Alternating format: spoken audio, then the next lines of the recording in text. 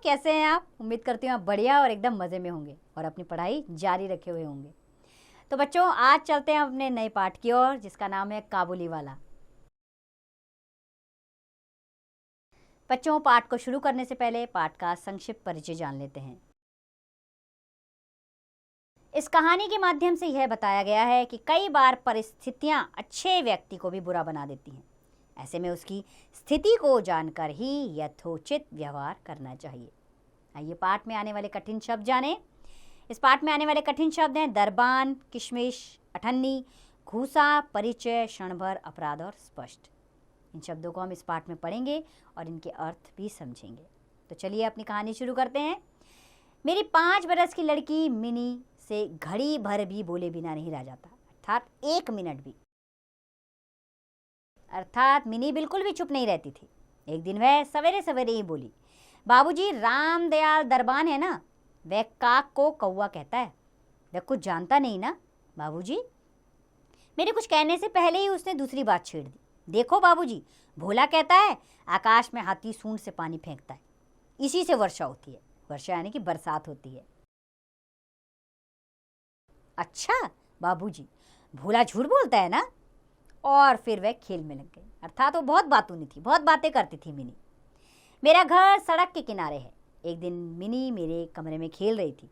अचानक वह खेल छोड़कर खिड़की के पास आकर दौड़कर आई और बड़े जोर से चिल्लाने लगी, काबुली वाले, ओ काबुली वाले।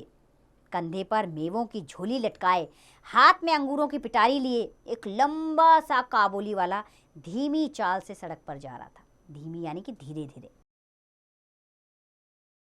अर्थात एक काबुली वाला सड़क पर से जा रहा था। जैसे ही वह मेरी मकान की ओर आने लगा, मिनी डर कर भीतर भाग गई। उसे डर लगा कि कहीं वह उसे पकड़कर ना ले जाए। उसके मन में यह बात बैठ गई कि काबुली वाले की झोली के अंदर तलाश करने पर उसे उस जैसे और भी 2-4 बच्चे मिल सकते हैं। उसे लगा काबुली वाला बच्चों को पकड़ के ले जाता है, इसलिए वो डरकर बाहर अंदर भाग गई। काबुली वाले ने मुस्कुराते हुए मुझे सलाम किया, अर्थात मुझे नमस्कार किया। मैंने उससे कुछ सौदा खरीदा। फिर वह बोला, बाबू साहब, आपकी लड़की कहाँ गई? मैंने मिनी के मन से डर दूर करने के लिए उसे बुलवा लिया। काबुली वाले ने झोली से किशमिश और बादाम निकालकर मिनी को देने चाहे, पर उसने कुछ ना लिया। डर कर वह मेरे घुटनों से चिपट गई। काबुली वाले से उसका पहले परिचय इस तरह हुआ, यानी कि पहली बार वो काबुली वाले से इस तरह मिली थी। कुछ दिन बाद किसी ज़रूरी काम से मैं बाहर जा रहा था तो देखा कि मिनी काबुली वाले से खूब बातें कर रही है और काबुली वाला मुस्कुराता हुआ सुन रहा है। मिनी की झोली बादाम और किशमिश से भरी हुई थी। मैंने काबुली वाले को अठन्नी देते हुए कहा, इसे यह सब क्यों दे दिया, अब मत देना। फिर मैं बाहर चला गया। कुछ देर तक काबुली वाला मिनी से बातें करता रहा।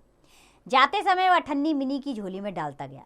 जब मैं घर लौटा तो देखा कि मिनी की माँ काबुली वाले से अठन्नी लेने के कारण उस पर खूब गुस्सा हो रही है। काबुली वाला प्रतिदिन आता रहा। उसने किशमिश बादाम दे देकर मिनी के छोटे से हृदय पर काफी अधिकार जमा लिया। हृदय यानी उसके मन पर, अधिकार यानी कि हक जमा लिया। अर्थात मिनी अब काबुली वाले से बहुत घुल मिल गई थी। दोनों में वही बातें होती थी और वह खूब हंसते। रहमत काबुली वाला को देखते ही मेरी लड़की हंसती हुई पूछती, काबुली वाले, ओ काबुली वाले, तुम्हारी झोली में क्या है? रहमत हंसता हुआ कहता, हाथी। फिर वह मिनी से कहता, तुम ससुराल कब जाओगी? इस पर उल्टे वह रहमत से ही पूछती, तुम ससुराल कब जाओगे? रहमत अपना मोटा गुस्सा तान कर कहता, हम ससुर को मारेगा। इस पर मिनी खूब हंसती। हर साल सर्दियों के अंत में काबुली वाला अपने देश चला जाता था। जाने से पहले वह सब लोगों से पैसा वसूल करने में लगा रहता था। उसे घर घर घूमना पड़ता था, मगर फिर भी प्रतिदिन वह मिनी से मिलने जरूर आता था। एक दिन सवेरे में अपने कमरे में बैठा हुआ कुछ काम कर रहा था। ठीक उसी समय सड़क पर बड़े जोर का शोर सुनाई दिया। देखा तो अपने उस रहमत को 2 सिपाही बांधे लिए जा रहे हैं। रहमत के कुर्ते पर खून के दाग थे और सिपाही के हाथ में खून से सना हुआ छुरा था। कुछ सिपाही से और कुछ रहमत के मुंह से सुना कि हमारे पड़ोस में रहने वाले एक आदमी ने रहमत से 4 चादरें खरीदी थी। उसके कुछ रुपए उस पर बाकी थे। जिन्हें देने से उसने इनकार कर दिया था। इनकार यानी कि मना कर दिया था। बस इसी पर दोनों में बात बढ़ गई और काबुली वाले ने उसे छुरा मार दिया। इतने में काबुली वाले, ओ काबुली वाले कहती हुई मिनी घर से निकल आई। रहमत का चेहरा क्षण भर के लिए खुल उठा, यानी कि थोड़ी देर के लिए। क्षण भर का अर्थ होता है थोड़ी देर के लिए उसका चेहरा खिल गया। मिनी ने आते ही पूछा, तुम ससुराल कब जाओगे?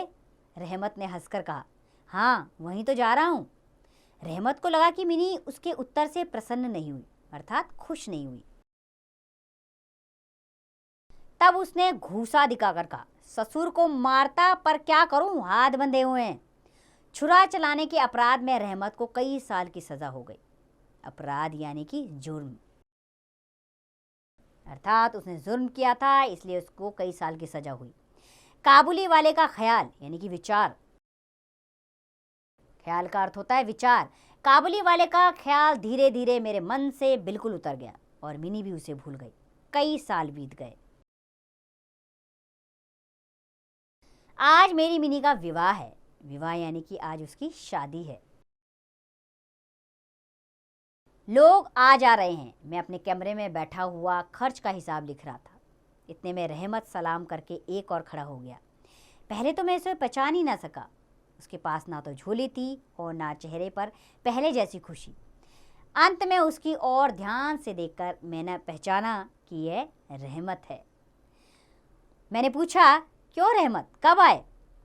कल ही शाम को जेल से छूटा हूँ, उसने बताया। मैंने उससे कहा, आज हमारे घर में एक ज़रूरी काम है, मैं उसमें लगा हुआ हूँ, आज तुम जाओ फिर आना। वह उदास होकर जाने लगा, पर दरवाजे के पास जाकर रुककर बोला, ज़रा बच्ची को नहीं देख सकता? शायद उसे यही विश्वास था। विश्वास यानी भरोसा। उसे यही विश्वास था कि मिनी अब भी वैसी ही बच्ची है। वह अब भी पहले ही की तरह काबुली वाले चिल्लाएगी और चिल्लाती हुई दौड़ी चली आएगी। उन दोनों की उस पुरानी हंसी और बातचीत में किसी तरह की रुकावट ना होगी। मैंने कहा, आज घर में बहुत काम है, आज उससे मिलना ना हो सकेगा। वह कुछ उदास हो गया और सलाम करके दरवाजे से बाहर निकल गया। मैं सोच ही रहा था कि उसे वापस बुलाऊं। इतने में वह स्वयं ही लौट आया और बोला, यह थोड़ा सा मेवा बच्ची के लिए लाया था, उसको दे दीजिए। मैंने उसे पैसे देने चाहे, पर उसने कहा, आपकी बहुत मेहरबानी, अर्थात आपका बहुत बहुत उपकार बाबूजी, पैसे रहने दीजिए। फिर जरा ठहर कर बोला, आपकी बेटी जैसी मेरी भी एक बेटी है। मैं उसको याद कर करके आपकी बच्ची के लिए थोड़ा सा मेवा ले आया करता हूँ। मैं यहाँ सौदा बेचने नहीं आता, अर्थात मैं यहाँ लोगों से खरीद फरोख्त करने नहीं आता। उसने अपने कुर्ते की जेब में हाथ डालकर कागज़ का एक टुकड़ा निकाला। मैंने देखा कि कागज़ पर छोटे से बच्चे के हाथ के नन्हे से पंजे की छाप है। हाथ में थोड़ी सी कालिक लगाकर, कालिक यानी कि काली शाही, कालिक लगाकर कागज़ पर उसकी छाप ले ली गई है। अपनी बेटी की इस याद को छाती से लगाकर रहमत हर साल कोलकाता के गली कूचों में सौदा बेचने आता है। यह देखकर मेरी आंखें भर आई। सब कुछ भूलकर मैंने उसी समय मिनी को बाहर बुलाया। विवाह की पूरी पोशाक और गहने पहने मिनी शर्म से सुकड़ी मेरे सामने आकर खड़ी हो गई। उसे देखकर रहमत काबुली वाला पहले तो सकपका गया, अर्थात आश्चर्य में भर गया। उससे पहले जैसी बातचीत करते ना बना। बाद में वो हंसता हुआ बोला, लल्ली सास के घर जा रही है क्या? मिनी अफसास का अर्थ समझती थी। मारे शर्म के उसका मुंह लाल उठा। मिनी के चले जाने पर एक गहरी सांस भरकर रहमत वहीं ज़मीन पर बैठ गया। उसकी समझ में एक बात एकाएक स्पष्ट हो उठी। स्पष्ट यानी कि साफ हो गई थी कि उसके बेटी भी इतने दिनों में बड़ी हो गई होगी। इन 14 वर्षों में उसका क्या हुआ कौन जाने। वह उसकी याद में खो गया। मैंने कुछ रुपए निकालकर उसके हाथ में रख दिए और कहा, रहमत तुम अपनी बेटी के पास अपने देश चले जाओ। तो रविंद्रनाथ टैगोर द्वारा लिखित ये पाठ हमें ये समझाता है कि अपना पराया कुछ नहीं होता। अगर हमें किसी से मोह है तो वही अपना है। जैसे काबुली वाला एक छोटी सी बच्ची के मोह में फंसकर उसके पास रोज़ मिलने आया करता था। बच्चों, इसी तरह हम भी अपने जीवन में कई ऐसे लोगों से मिलते हैं जो अपने ना होते हुए भी हमारे अपने बन जाते हैं। तो उम्मीद करती हूँ ये कहानी आपको अच्छी लगी होगी। अब इसका अभ्यास कार्य आप स्वयं कीजिए।